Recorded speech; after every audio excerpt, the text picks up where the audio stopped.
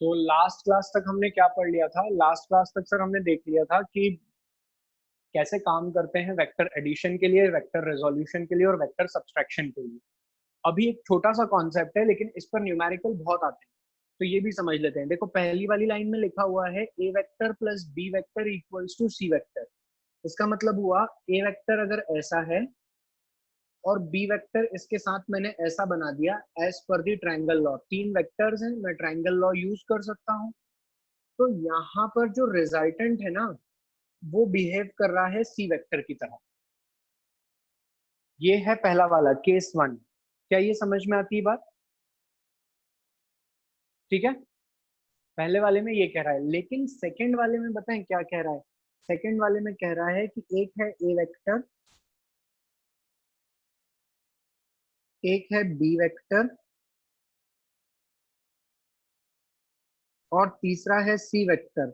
और ये तीनों इस तरीके से मिल गए हैं कि जो इनका रिजल्टेंट कुछ आना चाहिए था वो अब क्या बन गया है, जीरो। मतलब ऐसे समझो 1 + 2 - 3। तो ये रिजल्टेंट ही नहीं एग्जिस्ट करता यहाँ पे। तो यहाँ पे क्या हो गया है, रिजल्टेंट जीरो हो गया है। आई बात समझ में? लेकिन इसे कहते हैं हम केस टू। लेकिन केस वन में resultant is not equal to zero, here resultant is equal to C vector and here resultant is equal to zero. आई क्या बात समझ में सबको? ये दोनों बातें हाँ पॉलीगॉन लॉ से बिल्कुल रिलेटेड है। I explain polygon law, but फिलहाल में ये बात समझ में आई क्या जो मैंने कही? सभी को एकदम क्लियर है ना ये बात? अब इसी पर ना एक अभी हमारे मैंने जो होमवर्क शीट आपको प्रैक्टिस शीट दी थी उसमें क्वेश्चन था A vector plus B vector plus C vector plus D vector plus E vector equal to zero. तो यहाँ पर ये चीज ये सिग्निफाई करती है कि पांच वेक्टर जब जुड़ेंगे तो आंसर क्या होगा, जीरो। आई बात समझ में? इतना लिखो सभी लोग, नोट करके लिखो ये बात कॉपी में। और ये कॉन्सेप्ट बहुत बार आपके एग्जाम में पूछा जाता है।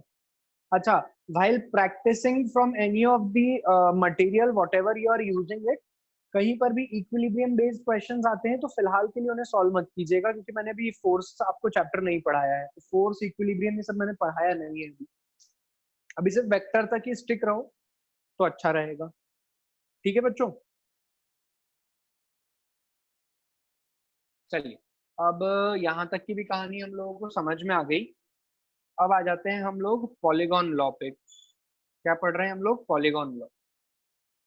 तो स्टेटमेंट लिखिए सब लोग। अब देखिए polygon law is the law which is used for vector addition, for vector addition when there are vector when there are more than three vector. तीन वेक्टर से ज्यादा होते हैं तो हम किसका यूज करते हैं? Polygon law of vector addition का। लिखिए जरा सब लोग स्टेटमेंट। या स्टेटमेंट नहीं भी लिखते हैं तो मैं इन जनरल समझा देता हूँ कि मान लो आपके पास में ए बी सी डी ई ऐसे वेक्टर्स हैं। ए बी सी डी और ई, ऐसे 5 वेक्टर्स हैं आपके पास में। ऐसे 5 वेक्टर्स हैं आपके पास, ठीक है। और आपसे पूछा जा रहा है बताइए वेक्टर का रिजल्टेंट क्या है। तो रूल कहता है कि आप एक वेक्टर बना लो ए वेक्टर और हेड टेल कॉम्बिनेशन में सबको ऐड करते जाओ। ए वेक्टर बन गया, ये बी वेक्टर बन गया, ये सी वेक्टर बन जाएगा, इधर ऐसा डी वेक्टर आ गया, ऐसा ई वेक्टर आ गया। मैं थोड़ा सा ई को एंगल पे ले लेता हूँ, ऐसा कुछ ई। तो ऐसा हमारा ई वेक्टर आ गया। सबको हेड फैशन में मैं ऐड करता जा रहा हूँ। ऐसा हमारा ई वेक्टर आ गया। तो this A B C D E ये जो बना है ये क्या है? ये सिर्फ अरेंजमेंट किया है जो रैंडम हमारे पास में वेक्टर्स थे। अब रूल कहता है कि the closing side of the polygon, the closing side of the polygon taken in opposite direction is the resultant of a vector plus b vector plus c vector plus d vector plus e vector। इसका जो resultant है ये black colour की line से opposite direction में दिख रहा है। बोलो क्लियर है क्या सबको?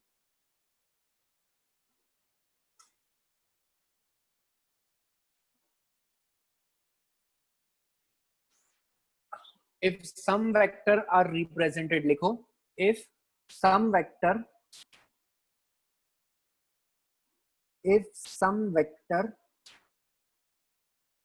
are represented by side of polygon taken in same direction,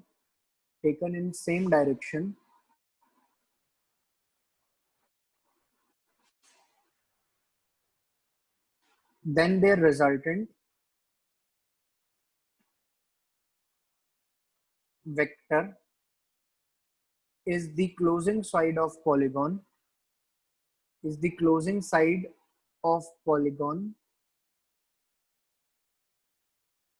taken in opposite direction. समझ गए? जो कॉन्सेप्ट है, इसका जो कॉन्सेप्ट है वो बहुत यूजफुल है. कौन सा कॉन्सेप्ट? ये वाला कॉन्सेप्ट. देखो कैसे यूजफुल है. अगर पॉलीगॉन सिर्फ दो उसका होता तो दो साइड का पॉलीगॉन क्या कहलाता? ट्राइंगल. तो देखो ये तुम्हारा क्लोजिंग साइड ऑफ पॉलीगॉन क्या बन जाता? Triangle law. 1 2 3 4. इसको थोड़ा मैनेज करते तो यहाँ से क्या बना लेते तुम? Parallelogram law. ठीक है, तो इसलिए ये बहुत ज्यादा यूजफुल होता जाता है. आई बात समझ में? इसका बेसिक जो मैंने बताया ना, ये याद रखना ज्यादा इंपॉर्टेंट है. इसका एग्जाम्पल, न्यूमेरिकल एग्जाम्पल या कोई प्लॉट करने को नहीं देगा आपको कि इसे प्लॉट करके बताओ क्या है. मैं कुछ क्वेश्चंस पुट अप कर रहा हूं आपके सामने, आप इनको सॉल्व करते जाओ. फर्स्ट क्वेश्चन,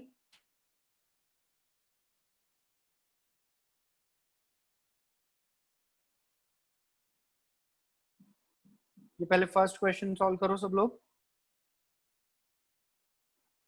जल्दी से. एक एक करके हम क्लास में डिस्कस करेंगे क्वेश्चन. एक पॉइंट मास ऑब्जेक्ट है जिसपे दो फोर्सेस लग रहे हैं. एक हो गया ये F1 और एक हो गया ये F2. म्यूचुअली परपेंडिकुलर डायरेक्शन में लग रहे हैं. तो इनका वेक्टर डायग्राम कैसा होगा सर? F1 इस डायरेक्शन में है, F2 इस डायरेक्शन में है. इनके बीच में एंगल कितना है? 90 डिग्री है. कहा भी है क्वेश्चन में mutually perpendicular direction. The resultant of the forces. अब रिजल्टेंट ऑफ द फोर्सेस, तो A और B वेक्टर अगर परपेंडिकुलर हो जाते हैं तो रिजल्टेंट क्या हो जाता है बताओ यार?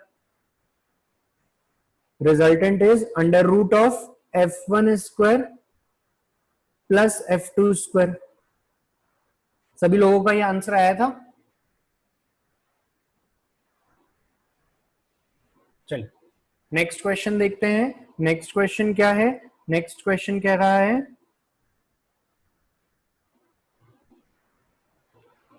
Component of vector A. मैं रीड कर देता हूं. Component of vector A R ax is 4 unit and ay is 3 unit and ay is 3 unit. What is the magnitude of the vector and what is the angle it make with x-axis? Answer बताएं जल्दी. चलिए अगर इसका answer देखें तो ax कितना है? ax और y, मतलब x और y एक्सिस पे सारा काम हो रहा है. इसे y एक्सिस कहते हैं, इसे x एक्सिस. ax की वैल्यू है 4 यूनिट और ay की वैल्यू है 3 यूनिट. और उसने कहा है कि अब अगर मैं इसको कह दूं तो हमारा वेक्टर क्या है? a वेक्टर जो है हमारा वो है ax i cap ay j cap. So a vector is equals to 4i plus 3j. So resultant is under root of ax square under root of ay square. तो resultant क्या आ गया? 4 का square plus 3 का square that is 5.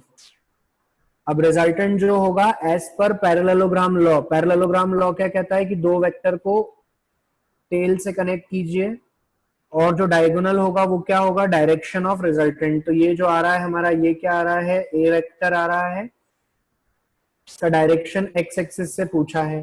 तो ये value हो गई 3, ये वैल्यू हो गई 4. तो tan थीटा इक्वल टू, या इसको अल्फा बोल लो, तो tan अल्फा इक्वल टू 3/4. ऐसा कब होता है? अल्फा बराबर 30. 7 डिग्री। आया सबको समझ में? This is the next question.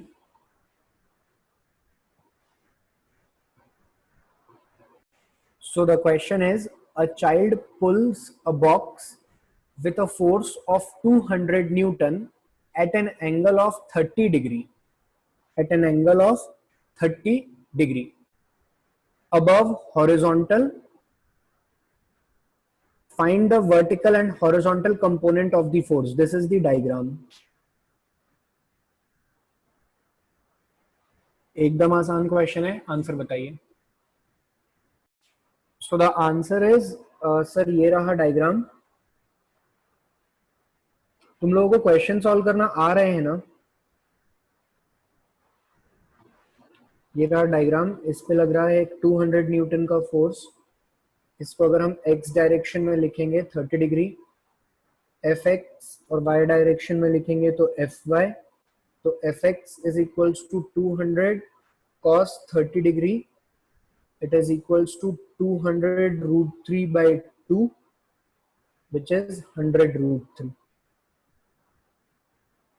This is the x component. Similarly, if we write y, so it is 200 sin 30 degree, 200 into 1 by 2, 100 Newton is Fy. This is the effect of this force in y direction, and this is the effect of this force in x direction. You can also write it as 100 root 3 I cap plus 100 j cap. Now comes the next question. A plane lifts off at an angle 50 degree with vertical at 200 meter per second. If sun is vertically above the plane, find the speed of shadow of plane on horizontal ground. Okay, तो question क्या कह रहा है कि एक ही level ground है और एक एरोप्लेन 50 डिग्री 53 डिग्री पे कहीं मूव कर रहा होगा। हम एक एरोप्लेन ले लेते हैं, एक ही एरोप्लेन है, ऐसा 53 डिग्री पे मूव कर रहा है और जो सन है वो वर्टिकली इसके ऊपर है। ठीक है, ये सन है और ये वर्टिकली इसके ऊपर है। तो अब ऑब्वियस सी बात है, जो शेडो बनेगी वो कहाँ बनेगी? यहाँ कहीं शेडो बन रही होगी। यहाँ पे क्या बन रही होगी? प्लेन की शेडो दिख रही होगी। अब जैसे जैसे प्लेन ऊपर की तरफ मूव करेगा, शेडो इधर आगे की तरफ मूव करेगी। तो मैं कहता हूं this is the velocity of plane and this is the velocity of shadow. Velocity क्या होता है ये मैं समझाऊंगा, अभी यहाँ पर यूज किया गया है वर्ड। ठीक है, और अगर स्पीड बोला है क्या तो लेट इट बी स्पीड, फिर स्पीड ही चलने देते हैं अभी। So this is the speed, अभी वेलोसिटी पे ज्यादा डिस्कशन नहीं करते। This is the speed of plane and this is the speed of shadow. तो स्पीड ऑफ प्लेन का वेक्टर डायग्राम देखें तो वो ऐसा है, और ये क्या है? Speed of shadow, speed of plane at an angle 50 degree. तो स्पीड ऑफ प्लेन का जो भी इफेक्ट होगा वो हम इस एक्स एक्सिस पर निकाल सकते हैं। ठीक है, तो speed of plane into cos 53 degree is equal to speed of shadow. Plane की स्पीड कितनी है? 200 मीटर पर सेकेंड। और अब मुझे बताइए cos 53 कितना होगा? 3/5 equals to speed of shadow. 5 4 जा और 4 3 जा, so 120 meter per second is the answer. 120 meter per second से ये जो शेडो है हमें आगे भागती हुई दिख रही होगी। This is the answer to the problem. अच्छा, एक थोड़ा सा इशू हो गया है इसमें, 53 डिग्री विथ वर्टिकल बोला है, मतलब यहां से, सॉरी यहां से 53 डिग्री बोला है, तो यहां से तो 37 हो जाएगा, सॉरी। तो यहाँ पे आप cos 37 कर लो, तो cos 37 कितना होगा? Let me correct. SP is 200, cos 37 is 4 by 5. So 160 meter per second is the answer. Got it, everyone? Two forces, F1 1 Newton, F2 2 Newton along x-axis is acting along x-axis. नहीं, is acting along line x equal to 0 and y equal to 0. अच्छा, x equal to 0 की line कौन सी होगी, x axis या y axis? x equal to 0 की line इसे कहते हैं और y इक्वल टू 0 की लाइन इसे कहते हैं. ठीक है, तो F1 इधर एक्ट कर रहा है और F2 इधर एक्ट कर रहा है, तो F1 j cap, F1 j cap plus F2 I cap. So the answer will be 1I, 1j and 2I, 2I 1j. F1 कितना है, F1 is हाँ सही है ना, और F2 is option 1. Got it? So in next question, what should be the value of F vector so that the resultant force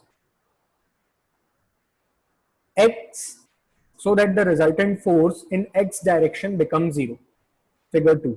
ये देखो, ये जो एक फोर्स दिख रहा है ना तुम्हें डायग्राम में, एक फोर्स दिख रहा है, एक तो ये 10 न्यूटन का इस डायरेक्शन में लग ही रहा है आगे तक, और एक ये F फोर्स भी लग रहा है इसी डायरेक्शन में. तो वो पूछ रहा है कि F की वैल्यू हम क्या रखें, F की वैल्यू हम क्या रखें कि हमारे X डायरेक्शन के फोर्सेस सारे 0 हो जाएं. बहुत अच्छा क्वेश्चन है, आराम से सॉल्व करो, टाइम लो और सब कुछ सॉल्व करो. बहुत अच्छा क्वेश्चन है. देखिए ऐसा हमें डायग्राम दिया हुआ है. अब मैं ना इसमें मार्किंग कर रहा हूं, सब लोग ध्यान से देखना. ये एंगल दिया है 60 डिग्री, तो ऑटोमेटिकली ये एंगल तो होने वाला है सर 30 डिग्री. और साथ में एक और कहा है कि ये जो एंगल है ये 90 है. अब 90 में से अगर ये पार्ट बेटा 30 हो गया तो ये कितना होगा, 60. गॉट इट एवरीवन, है ना? अब जब भी इस टाइप के क्वेश्चन आए, अब क्वेश्चन में क्या कह रहा है कि ये ओरिजिनल सिचुएशन है, तो इसमें हमें एक F फोर्स इस डायरेक्शन में लगाना है. मैं थोड़ा नीचे बता रहा हूं कि तुम्हें विजिबल हो जाए. ठीक है, क्या कह रहा है कि एक F फोर्स हमें इस डायरेक्शन में लगाना है.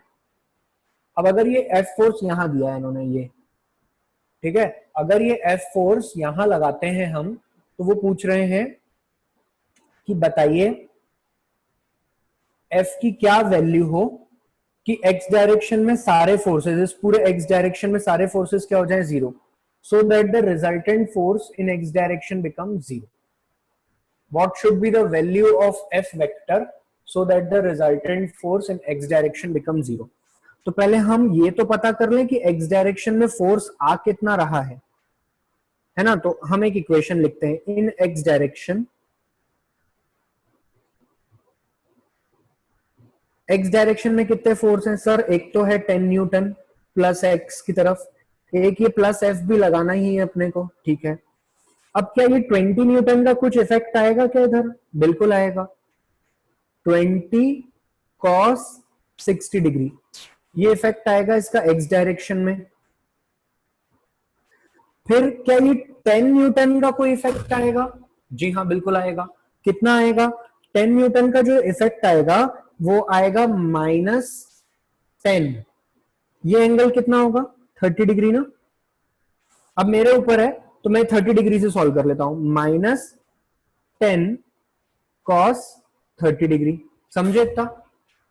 और उसने कहा है कि X डायरेक्शन में हमें 0 रखना है, तो इक्वल टू 0 भी कर दो, क्योंकि हम क्या चाहते हैं कि इन सब का सम क्या हो जाए, 0. यही तो कह रहा है क्वेश्चन में वो.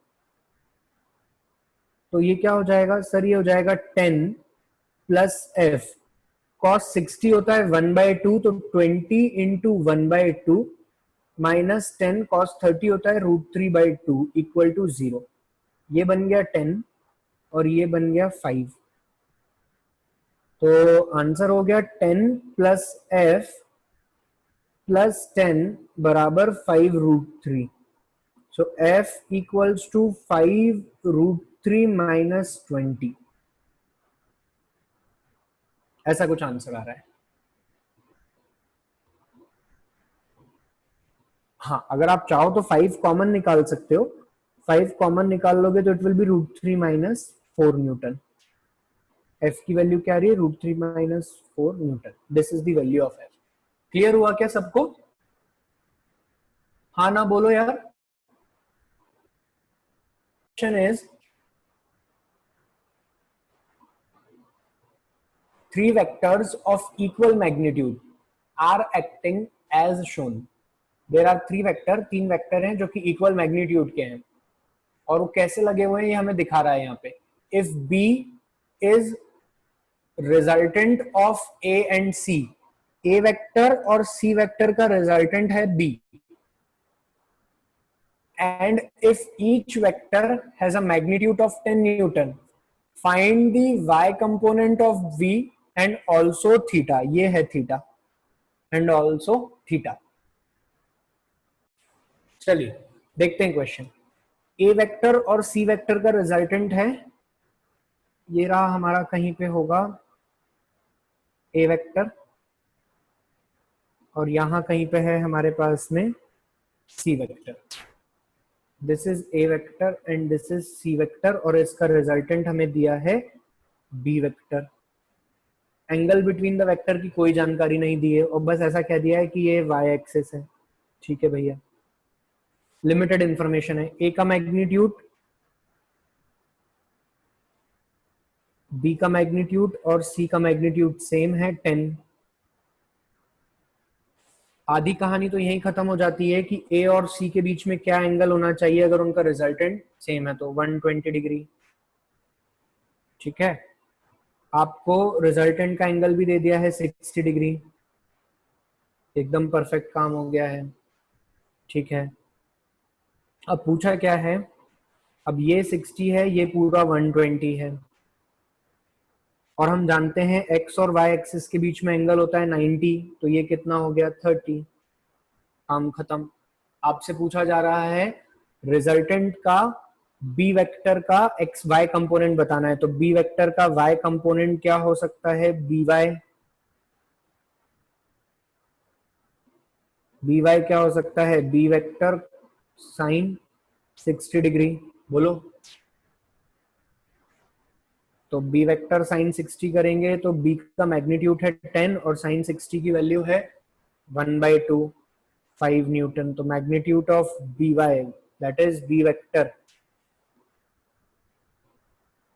Find the y component of b vector. तो आ गया ना, क्या दिक्कत है? और ये वाला थीटा भी पूछ लिया है हमसे। अब ये पूरा 60 था, 120 था, इसमें से इतना 60, इतना 30, तो ये क्या बचेगा? 30। तो थीटा कितना है? 30 degree. Got it everyone?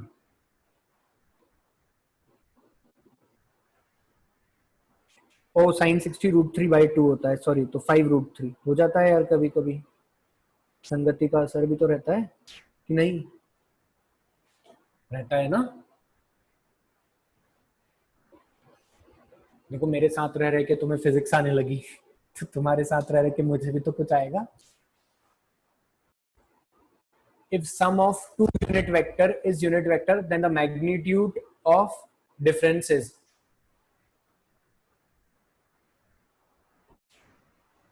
Question की पहली लाइन में ही, पहले वर्ड में ही समझ में आ गया, मतलब पहला जो कॉमा तक लाइन है।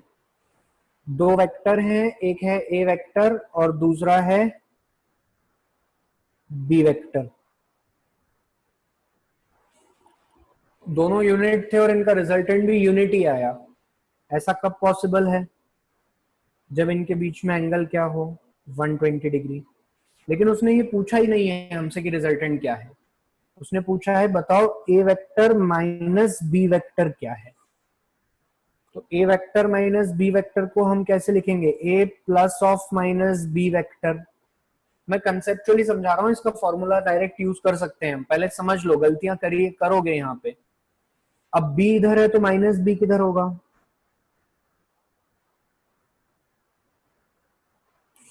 अब a और माइनस b के बीच में एंगल कितना हो गया?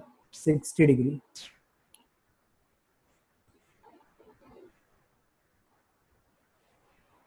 a और माइनस b के बीच में एंगल कितना हो गया? 60 डिग्री। सो फॉर्मूला चिपकाओ अब सीधे सीधे, जो हमने a माइनस बी के रिजल्टेंट में देखा था, a square B square minus 2ab cos theta. ये था हमारा r1, नाम देते हैं इसको r1 वेक्टर का मैग्नीट्यूड। अब आधे बच्चे परेशान रहते हैं कि थीटा क्या यूज करें, 120 या 60। तो बेटा 120 यूज करोगे तो तुम a और b के बीच की पढ़ाई करोगे। तो मैं अभी तुम्हें पढ़ा रहा हूं a और माइनस b, तो a और माइनस b के बीच में एंगल तो 60 है। तो यहाँ पे क्या लिखोगे, 1 + 1 - 2 × 1 cos 60 होता है 1/2। सही कर रहे हैं ना हम? अंडर रूट में cos 60 1/2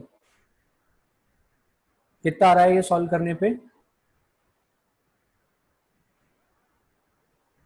बताइए जरा सब लोग। ये होना चाहिए कुछ तो आंसर।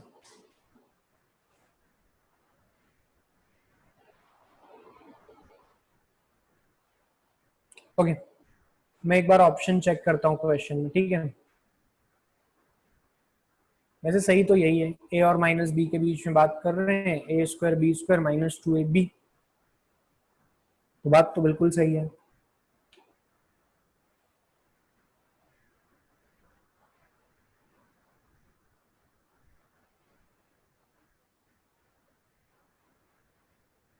अच्छा, एक छोटी सी गलती हमसे ये हो गई, देखो फॉर्मूला तो a प्लस बी का लगेगा ना, सॉरी फॉर्मूला किसका लगेगा, a और b का। हालांकि हमने किया तो a और माइनस b के बीच में सॉल्व कर रहे हैं, पर कर तो वेक्टर एडिशन ही रहे हैं ना। तो अब अगर हम a प्लस बी का फॉर्मूला लगाएंगे तो ये बन जाएगा +1, +1 बनते ही ये √3 होगा। क्या होगा? √3। Got it?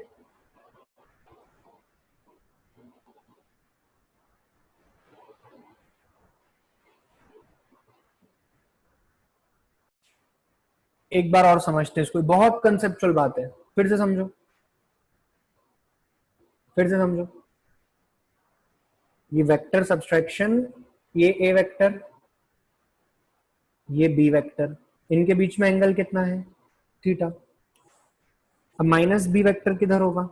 Sir minus B इधर होगा। इनके बीच में एंगल कितना है? 180 माइनस थीटा कितना है? 180। अरे ये क्या हो रहा है? 180 माइनस थीटा। ठीक है सर, ये हो गया माइनस बी वेक्टर।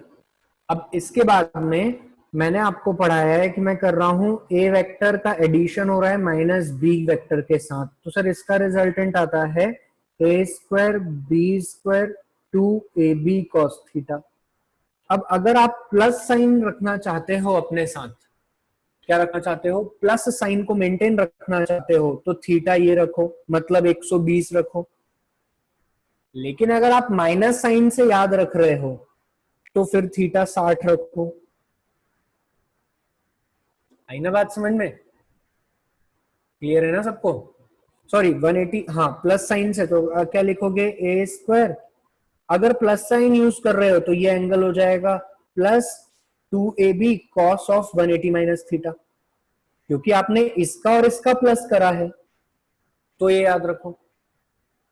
लेकिन अगर आपको सीधे सीधे फॉर्मूला ही याद रखना है, A square B square minus 2ab cos theta vector subtraction वाला, तो -2ab, तो फिर आपको ये थीटा लेना पड़ेगा। समझ गए? तो जैसे ही माइनस में 120 रखोगे, आपका आंसर माइनस माइनस प्लस हो जाएगा और आंसर √3 हो जाएगा। तो ये हो जाएगा आंसर। समझे इतनी कहानी? बहुत कंसेप्चुअल बात है, इसको अगर लगे तो फिर से सुनना। वन मोर थिंग, कभी कभी ऐसे ही बहुत सारी बातें और आती है, इधर देखते जाओ।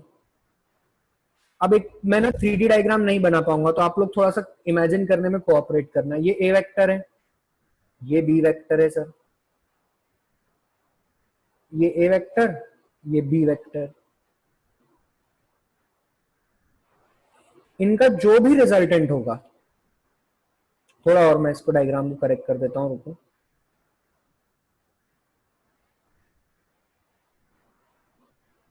ये बी वेक्टर है, इनका जो कुछ भी रिजल्टेंट होने वाला है ना, अरे यार,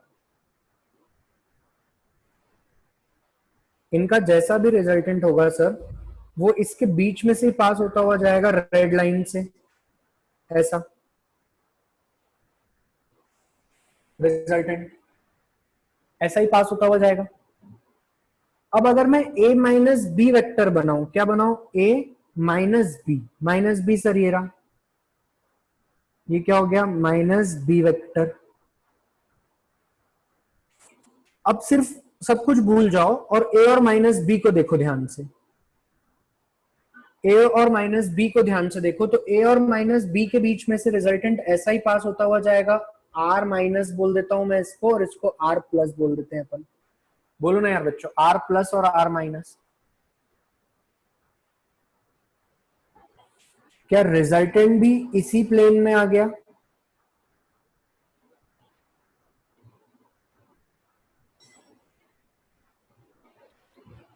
सब चीजें एक ही प्लेन में है।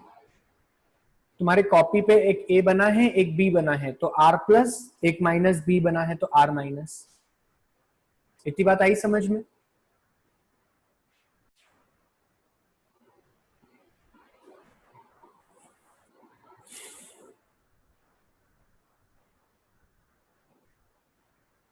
अच्छा, एक और चीज देखो, एक नोट लिखवाता हूं मैं।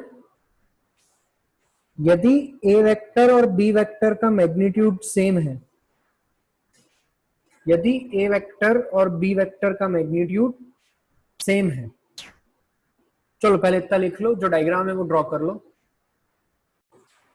So the question is, the resultant of p vector and q vector is r. If q is doubled, r is doubled. When q is reversed, r is again doubled. What is the ratio of p is to q is to r? Solve करो ये लोग। मैं यहाँ पे hint देता हूं, पहली line को पढ़ते हैं। पी क्यू का रिजल्टेंट क्या है, आर, तो P square Q square 2pq cos theta equal to R square. ये तो लिख ही सकता हूं मैं। ये होगा कहीं पे p वेक्टर और ये होगा कहीं पे ऐसा q वेक्टर, और ये आ रहा है इनका resultant r vector. Second line में वो कहता है कि इसने q को डबल कर दिया, मतलब यहां से ये लाइन और बड़ी हो गई। कितना हो गया अब, 2q वेक्टर, तो रिजल्टेंट भी क्या हो गया, और बड़ा हो गया। तो अगर हम यहां पर पहली इक्वेशन ये हो गई, सेकंड इक्वेशन लिखें तो क्या होगी, P square 4q square, 4q square क्यों, 2q का whole square, plus 2p into 2, 4pq cos theta 4r square. This is the second equation. उसके बाद में थर्ड केस में क्या कह रहा है वो, कि अगर हम माइनस क्यू बनाएं इधर, तो r डबल हो जाता है। मतलब मैं एक और डायग्राम यहाँ पे बना दूं कि ये p, ये माइनस क्यू, तो रिजल्टेंट तो यहां आएगा, लेकिन वो पहले वाले रिजल्टेंट का 2 गुना आ रहा है। तो यहां पर अगर हम देखें थर्ड इक्वेशन, तो थर्ड इक्वेशन क्या होगी, P square 4q square minus 4pq cos theta 4r square. This is the third equation. 4 ही तो लिखा है बेटा, got it. So what is the ratio of p is to q is to r? 3 equation है, 3 variable है, ratio पूछे हैं, solve. एक छोटा सा करेक्शन देख लो थर्ड इक्वेशन में। थर्ड इक्वेशन में q है ना, तो 4 क्यों लिख रहे हैं हम यहाँ पे, 2q ले रहे हैं। तो पहली, फर्स्ट और थर्ड इक्वेशन को देखो, फर्स्ट और थर्ड इक्वेशन को देखें तो P square plus Q square plus 2pq cos theta R square, इन दोनों को ऐड कर देते हैं। जैसे ऐड कर दिया ये टर्म कैंसिल हो गए। ऐड करें या सब्सट्रैक्ट करें, क्या करें बताओ यार।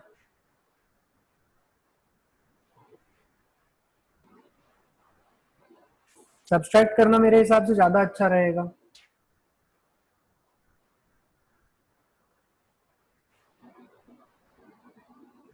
सब्सट्रैक्ट कर देते हैं तो ज्यादा कुछ अच्छे रिजल्ट मिल जाएंगे अपने को। क्या अच्छे रिजल्ट मिलेंगे, P और Q इसमें से माइनस हो गए, -4pq cos theta equals to 3r square. एक इक्वेशन ये आ गई फोर्थ। तो यहां से देखें तो pq cos theta equals to 3r square by 4 minus के साथ, ठीक है। अब क्या करें, अब pq cos थीटा को हम 1 2 3 सब में डाल देते हैं एक एक बार। पहले डालते हैं अपन इक्वेशन 1 में, तो इक्वेशन 1 में डालेंगे तो क्या होगा, P square Q square 2 P Q की जगह पे डाल देते हैं -3r स्क्वायर बाय 4 बराबर आर स्क्वायर। तो P square plus Q square बराबर क्या आ गया, 3 2 6, उधर जाएगा तो क्या हो जाएगा, ये सॉल्व करो यार, बताओ, तुम लोग भी बता सकते हो, काट दो ना इसे, यहां से उधर जाएगा तो ये क्या बन जाएगा 5/2r स्क्वायर। ये आया पहला पार्ट। ऐसे ही पी क्यू कॉस थीटा को रेड वाली इक्वेशन में डालो, तो P square 4q square plus 4 P Q cos theta की जगह पे आ गया 3r स्क्वायर बाय 4 बराबर 4r स्क्वायर। तो 4 से 4 कट गया, तो P square plus 4q square 7r square आ रहा है। तो जो एक और इक्वेशन आ रही है वो आ रही है पी स्क्वायर क्यू स्क्वायर बराबर 7r स्क्वायर। और जो लास्ट पार्ट में वापस पुट कर देते हैं, ये हमारी जो लास्ट वाली ये इक्वेशन थी, इसमें तो क्या हो जाएगा, P square Q square minus 2 minus minus plus 3r square by 4 5/2 ही आएगा मेरे ख्याल तक, चलो कर देता हूं मैं, बराबर आर स्क्वायर, और माइनस और प्लस था, ये तो नहीं सही है, माइनस माइनस ही था, सही है सही है। तो ये आ रहा है पी स्क्वायर क्यू स्क्वायर बराबर 5/2 आर स्क्वायर। दो इक्वेशन, अब यहां से रेशो निकाल लो सिंप्लीफाई करके इक्वेशंस को। अब तो कर सकते हो ना यार, कि नहीं कर सकते हो, 3/2 बिल्कुल, ऑन कंपेयरिंग 3/2 5/2 ऐसे रेशोज बन जाएंगे, स्क्वायर के रेशो बन रहे हैं ये। चलिए, so the last question is, if the vector a vector and b vector are such that कि a plus b का मैग्नीट्यूड इंडिविजुअल वेक्टर के बराबर होता है, तो a माइनस बी अभी सॉल्व करा है यार, ये तो हमने जस्ट अभी सॉल्व करा है, जस्ट अभी सॉल्व करा है। जल्दी आंसर बताओ सब लोग फटाफट, ये भी डाउट था किसी स्टूडेंट का। अच्छा, अब यहां तक के क्वेश्चंस हो गए। अब मैं कुछ क्वेश्चन आप लोगों को आज व्हाट्सएप पे भेजूंगा, तो उनको सॉल्व कीजिएगा आप लोग, ठीक है। Thank you for today's class, thank you.